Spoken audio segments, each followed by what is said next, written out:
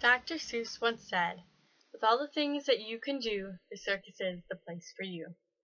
Theodor Seuss Geisel was an amazing author who deserves recognition. I have recently been reading a lot of Dr. Seuss's books to my daughter. Over the next several minutes, I will inform you about the life of Theodor Seuss Geisel. These things include how he got his pseudonym, how he got started, and what his achievements were. There is, as usual, a reason that Theodor Seuss Geisel began using a pseudonym. According to the Dr. Seuss National Memorial, Theodor Geisel was the editor-in-chief of the Jack-O-Lantern magazine at Dartmouth University. His tenure was ended quickly, though, when he and his friends got caught having a drinking party. Theodor began using his middle name in order to continue to write for the magazine after they would no longer let him. He later added the doctor part to sound more important. There are, however, more important things than a pseudonym. Everyone has to start somewhere. According to the Funkenwegnell's New World Encyclopedia, Theodor's mother used to use a rhythmic chants in order to lull him to sleep.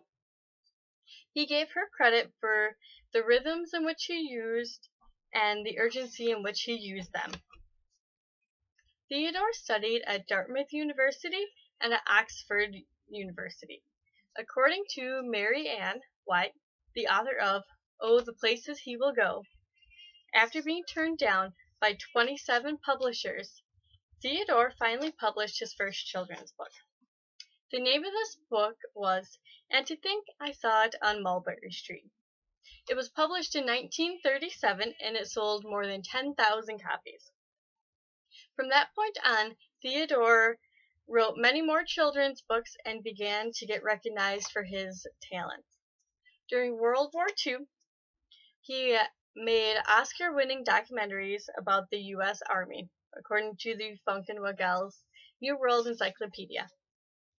By the time Theodor had died on September 24, 1991, he had written and illustrated 44 children's books. He had them translated into more than 15 languages, and he had sold over 200 million copies. Theodor's honors included 2 Academy Awards, 2 Emmy Awards, a Peabody's Award, and the Pulitzer Prize, according to the Dr. Seuss National Memorial. In conclusion, it is clear that Dr. Seuss deserves the recognition for being an amazing author.